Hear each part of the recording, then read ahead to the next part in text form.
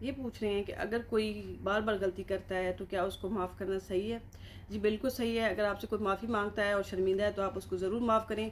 But माफ़ करने का मतलब ये नहीं होता कि आप उस इंसान को वापस उसी स्टेटस पे अपनी लाइफ के अंदर शामिल कर लें। माफ़ करने का मतलब होता है जो उसने आपको तकलीफ़ दी, आपने उसको माफ़ कर दिया।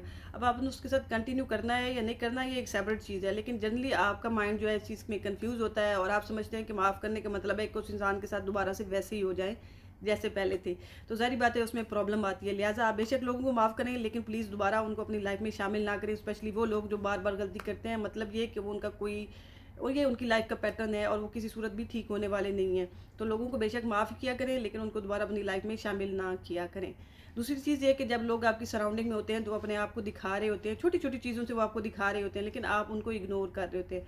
अगर कोई इंसान जो है वो 10 मिनट ट्रैफ़िक के सिग्नल के ऊपर 10 सेकंड नहीं खड़ा हो सकता और फ्रस्ट्रेटेड होता है और इधर-उधर से निकलने की कोशिश करता है, दूसरे लोगों के साथ आर्ग्यू करता है, तो उसका मतलब है कि वो एक फ्रस्ट्रेटेड इंसान है। कल लाइफ़ के अंदर कोई भी छोटा से छोटा प्रॉब्लम भी आएगा तो इसी तरह से वो रिएक्ट करेगा, या बड़ा से बड़ा आएगा तो पता नहीं किस तरह से रिएक्ट करेगा, क्योंकि ये उसकी पर्सनैलिटी की टाइप है।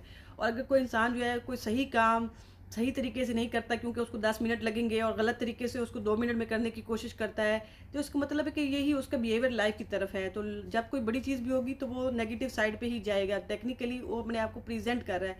और आप ये ना सोचें कि ये छोटी-छोटी चीज़ें हैं, सारे लोग करते हैं। सारे लोग ऐसी चीज़ें नहीं करते हैं। हाँ, हो सकता है कि जो लोग आपने देखे हैं वो ऐसा करते हैं। लिहाज़ा अपनी सराउंडिंग को केयरफुली चूज़ किया करें ताकि आपको बाद में प्रॉब्लम ना हो।